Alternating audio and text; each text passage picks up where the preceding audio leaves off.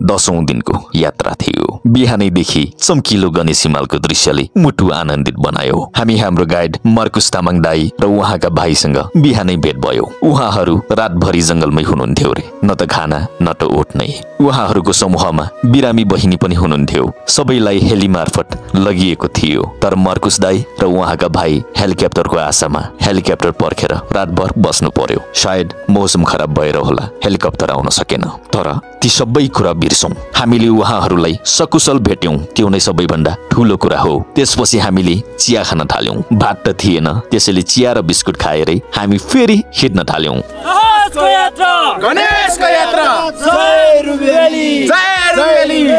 आजको यात्रा अघिल्ला दिनहरूभन्दा केही सजिलो थियो।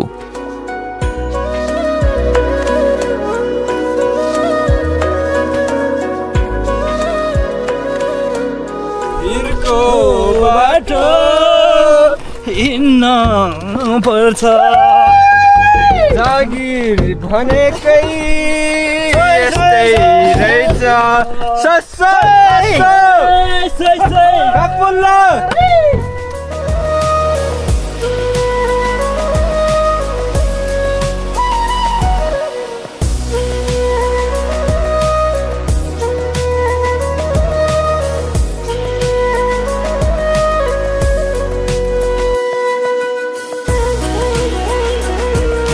करिब 3-4 घण्टाको पैदल यात्रापछि हामी हिन्डुङ गाउँमा पुग्यौं। चिसो धाराको पानीले मुख धोयौं, बोतलमा पानी भर्यौं र करिब 15 मिनेट जति आराम गर्यौं। त्यहाँ जीवा दाईको सानो किरानो पसल थियो। जीवा दाई निकै रमाइला मान्छे हुनुहुँदो रहेछ। हामीले उहाँसँग केही बेर गफ गर्यौं। आज नगद भोलि उधार, कडा कडा।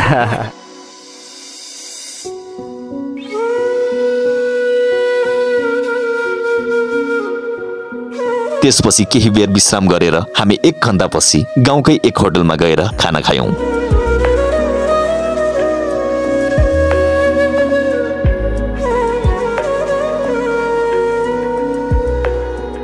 आमा नमस्कार, सन्चै हुनुहुन्छ?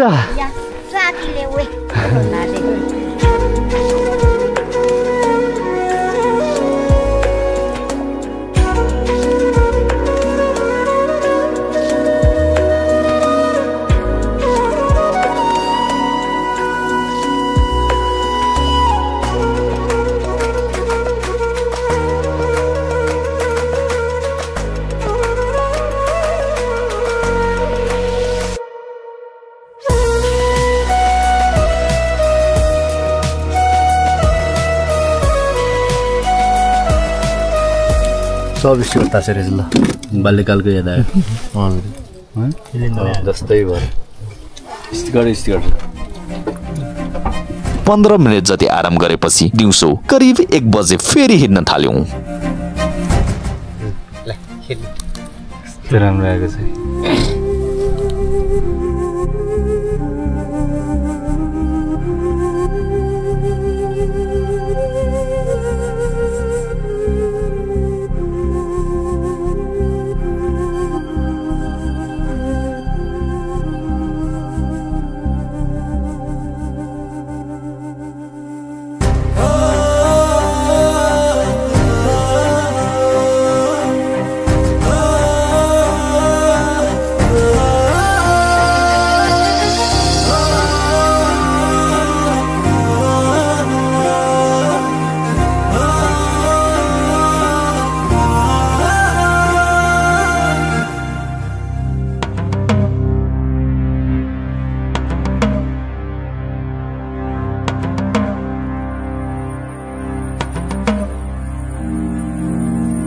चेस लाइक गाइस चेस यहीँबाट चेस गरौँ। यस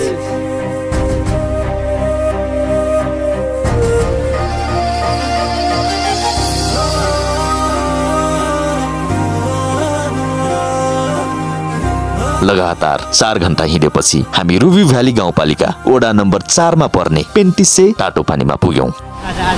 ल हामी यतै बस्छौं गाइजहरु। हाम्रो हालत यस्तो छ, पुरै पसिना मैलो सैलो सब धुलाउने। अब ल हाम्रो दाइ चाहिँ पुरै लुगा धुँदै हुनुहुन्छ। पानी कस्तो छ चेक गरौँ न। ओहो हो लास्टै पुल्ने रहेछ क्या।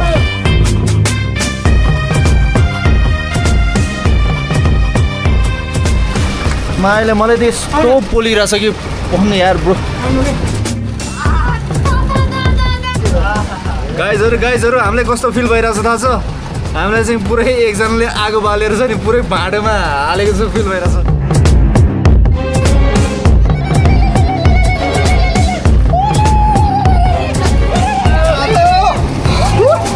कडा भइरहेछ है हामीलाई चाहिँ।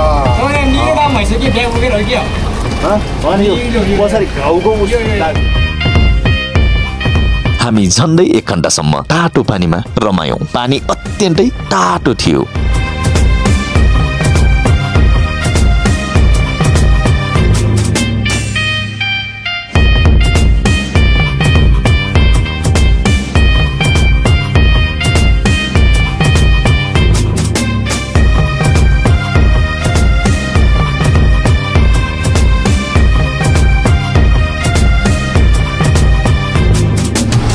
नुहाइ धुवाइ भइसक्यो। अब एकछिन चेन्जिङ रुममा छ।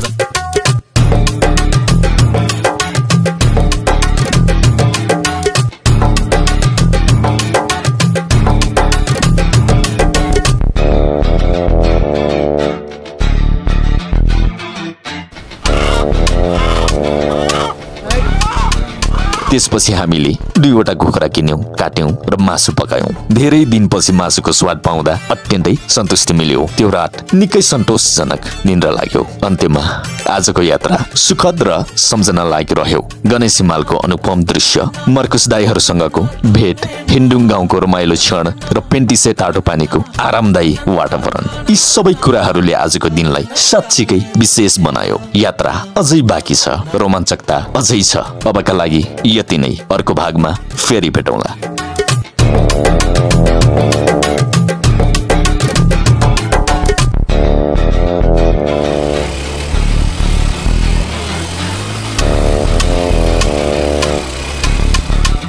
हावै छैन यार। पञ्चर भयो कि तनाव हुन्छ ब्रो।